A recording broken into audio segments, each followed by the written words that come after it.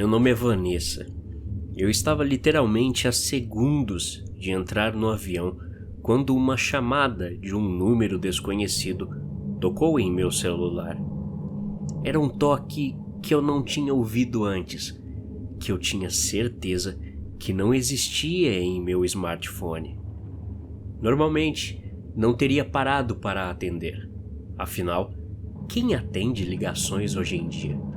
Ainda mais de desconhecidos e números ocultos.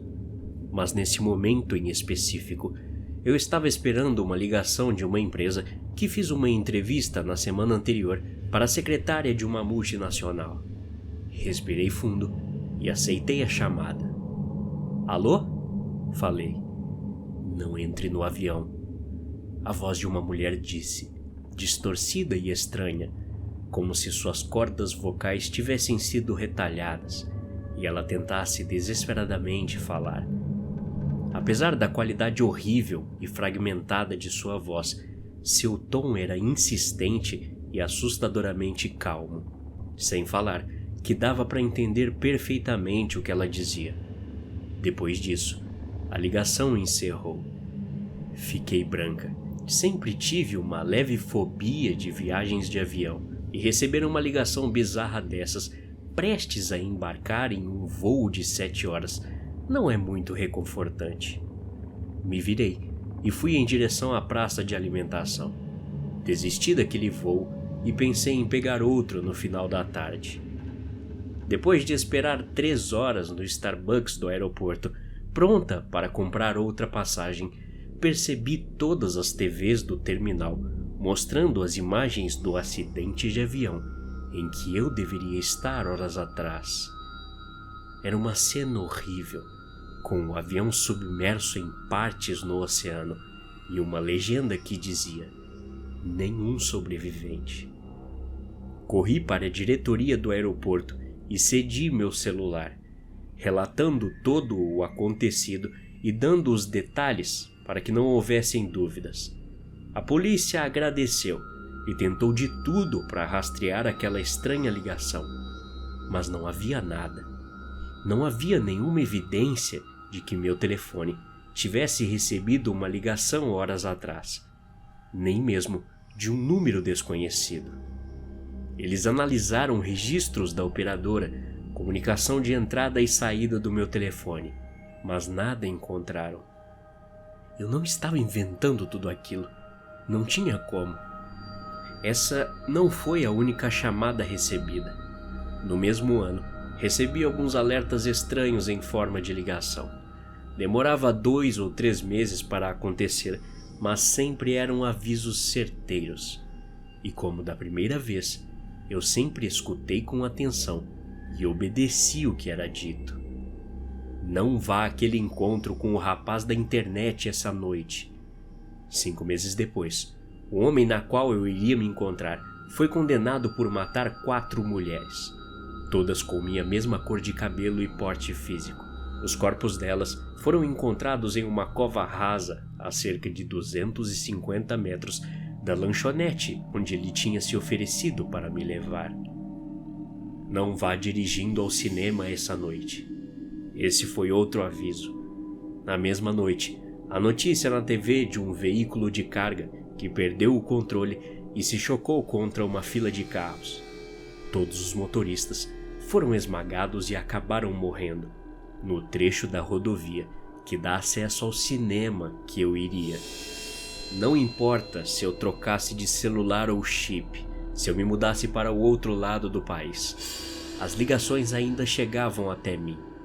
Eu quase podia sentir a presença de, seja lá o que for, cuidando, bem pertinho de mim.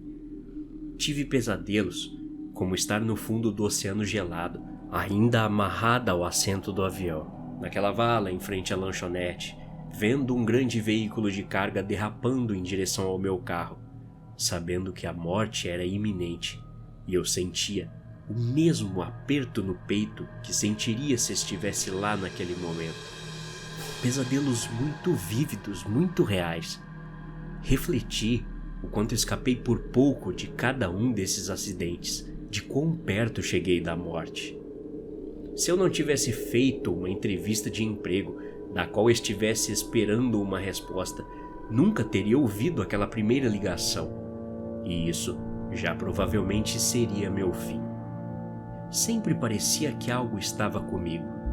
Aquela voz acompanhava meus pensamentos, fragmentada e distorcida. Como era possível que esses chamados, que pareciam nunca mais existir depois que eu os ouvia, poderiam estar me ajudando? Sinais de aviso diante dos meus olhos. E eu estava viva. Tive um mau pressentimento sobre minhas férias em um cruzeiro que eu iria viajar daqui uns dias. Eu tinha planejado isso com uma semana de folga com alguns de meus velhos amigos da faculdade e estava ansiosa por uma semana navegando por lugares paradisíacos. Mas parte de mim quase podia sentir que a ligação estava chegando. Talvez eu tenha assistido Titanic muitas vezes, então havia um pouco de medo desde o início. Eu esperava que tudo ocorresse perfeitamente bem, mas sabia que, se caso algo fosse acontecer, eu receberia a ligação. Eu saberia antes e evitaria. Agora, uma semana antes de embarcar no cruzeiro, depois de entrar no meu apartamento, depois de voltar do jantar com um amigo, noto que meu celular tem uma mensagem de um número desconhecido. Uma mensagem de voz, caixa postal. Que merda, eu não tinha ouvido o celular. E eles nunca tinham deixado caixa postal antes. Eram sempre ligações. Eu não verifiquei meu celular em nenhum momento daquele dia. Droga. E eu realmente queria ir naquele cruzeiro.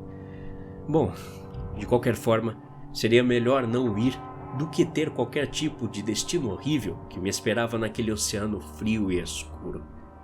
Cliquei em reproduzir mensagem da caixa postal e senti meu estômago embrulhar ao ouvir a voz soando terrivelmente distorcida, como se emanasse de uma garganta cortada em tiras, estalando com mais urgência do que nunca. Eu olho em volta do meu apartamento, enquanto a voz do telefone repete a mesma frase várias vezes. Antes de virar para trás e sentir a faca atrás de mim, notei pela primeira vez que a voz do telefone era a minha. E na mensagem, ela disse: "Não volte para casa depois do jantar essa noite." Até a próxima. Obrigado.